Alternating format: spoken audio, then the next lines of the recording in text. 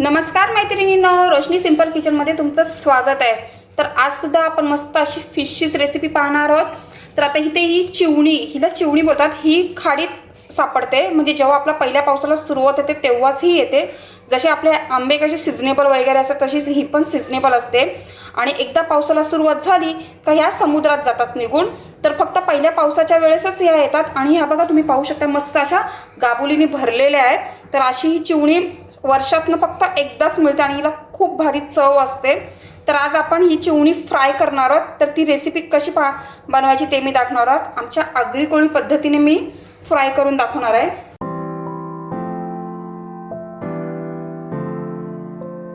तर सर्वात प्रथम आपल्याला करायचं आहे, लिंबू घ्यायचं आहे। लिंबू थोडंसं सरळवरती हे करायचं आहे, कारण ही खाडीतली मच्छी आहे। थोडंसं तिला वासरट वास येऊ नये म्हणून आपण लिंबू हे करणार आहोत आणि चटपटात चव येणार आहे आपल्याला लिंबूमुळे। आणि आपण आता चवीनुसार मीठ घालूया।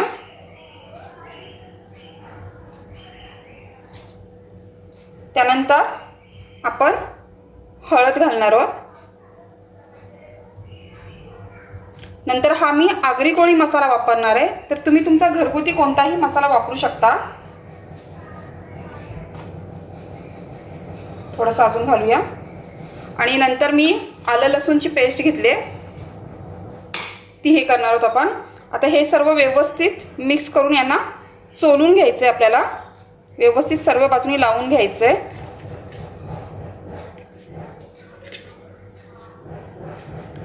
अशा प्रकारे आपण सर्व लावून घेऊया याला व्यवस्थित।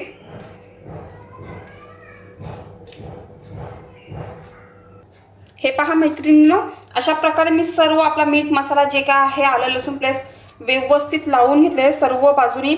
आणि आता 10 ते 15 मिनिटं आपल्याला ना हे मॅरिनेट करून ठेवायचं, म्हणजे आपला मसाला पूर्णपणे त्याच्यात उतरला जाईल। आणि मग आपण फ्राय करायला घेऊया।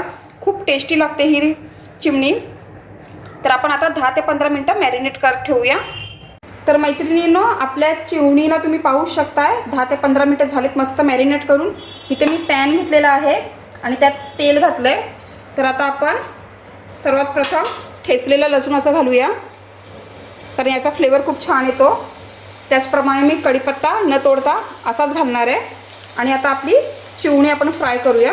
आता जी गाबुलीची साईड आहे, आता या गाबुलीने भरलेल्या आहेत, ती साईड मी अशी ठेवते, म्हणजे जेणेकरून आपला कढीपत्ता वगैरे लसणाचा स्वाद याच्यात छान उतरेल। तर आपल्याला गॅसची फ्लेम ही मीडियमच ठेवायची, एकदम फास्ट पण नाही ठेवायची।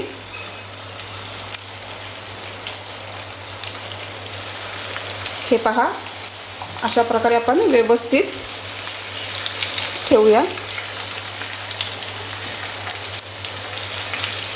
जो ताटातला मसाला राहिला आहे ते व्यवस्थित याच्यावरती लावून घेऊया।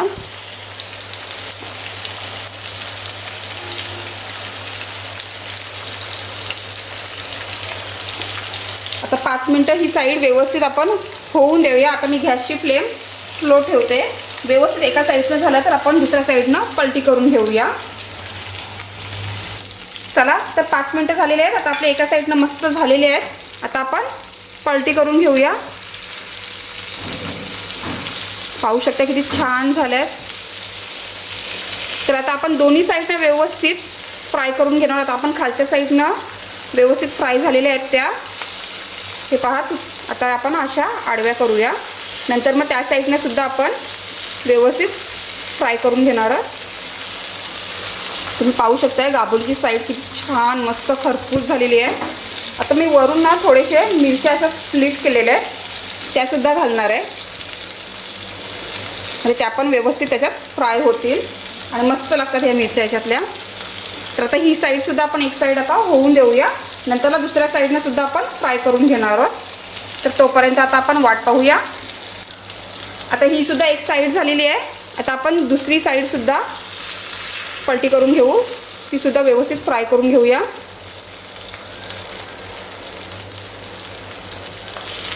तर आता अशा प्रकारे आपण दोन्ही साईडनं व्यवस्थित फ्राय करून घेऊया।